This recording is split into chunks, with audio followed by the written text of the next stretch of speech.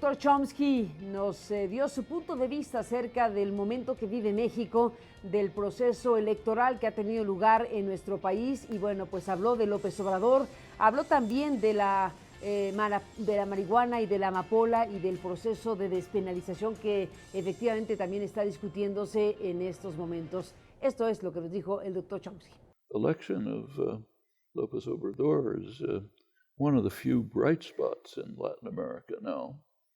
So there's ample reason to be hopeful for very successful developments.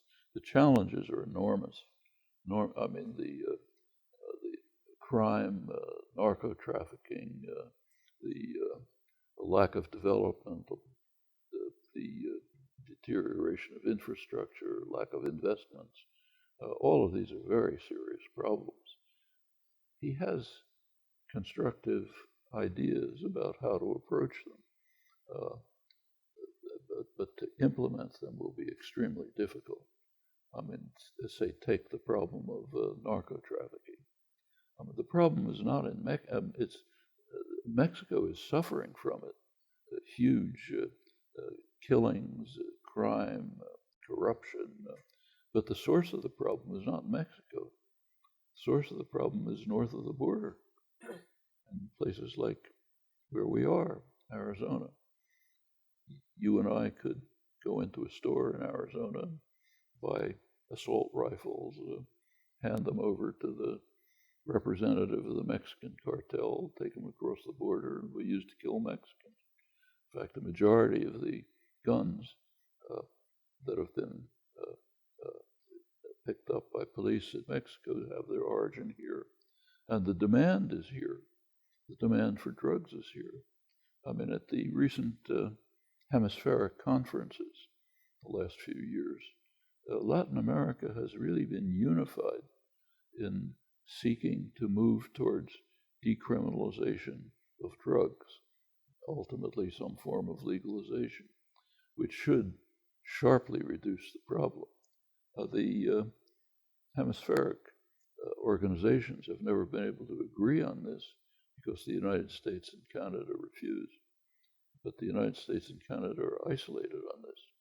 And this means for Mexico to deal with the problem is very difficult because the problem, although Mexico is the victim of the problems, it's not the source of it.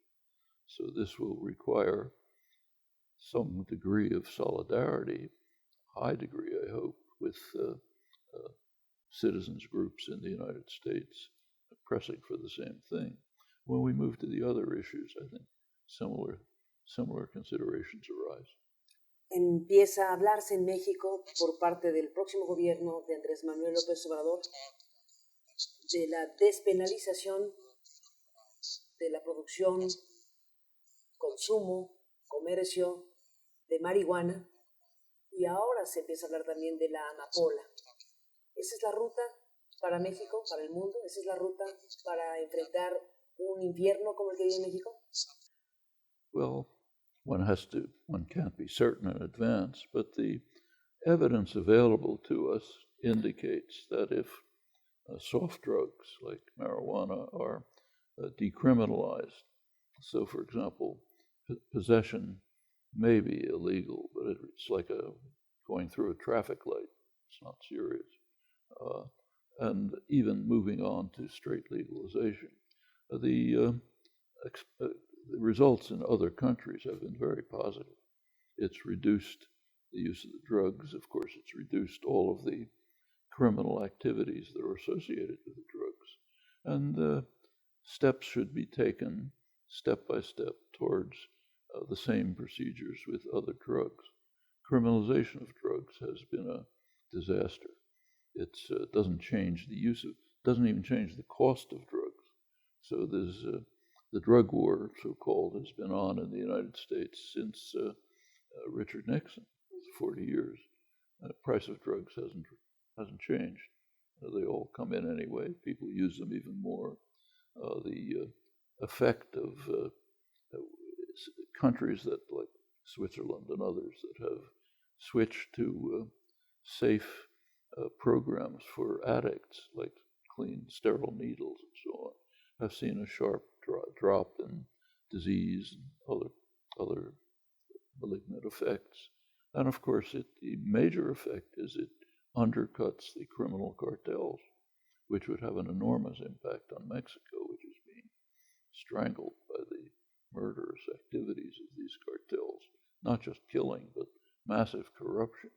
¿Qué pensará el gobierno de Donald Trump si Andrés Manuel López Obrador decide dar el paso? The Trump government is certain to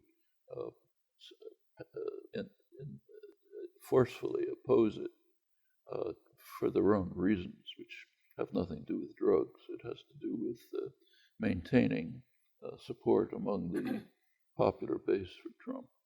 But I think this is a place where hemispheric solidarity is critical. Citizens groups in the United States which are advocating decriminalization and have succeeded in a number of states should be working together with Mexicans in particular to have joint programs to undercut the U.S. federal government hostility to these very reasonable measures. And that can succeed. I think cross-border solidarity can be very helpful in other domains as well, but in this one particularly. Doctor, permítame hacer una pausa de esta conversación y le adelanto que me gustaría conversar con usted sobre estos grandes problemas en América Latina, de violencia, de muerte, de violación a derechos humanos muy graves, que ha generado la irrupción de gobiernos de derecha o de ultraderecha como una especie de respuesta a esos problemas. El tema Brasil es muy importante y le propongo después de la pausa hablemos de ello. Volvemos.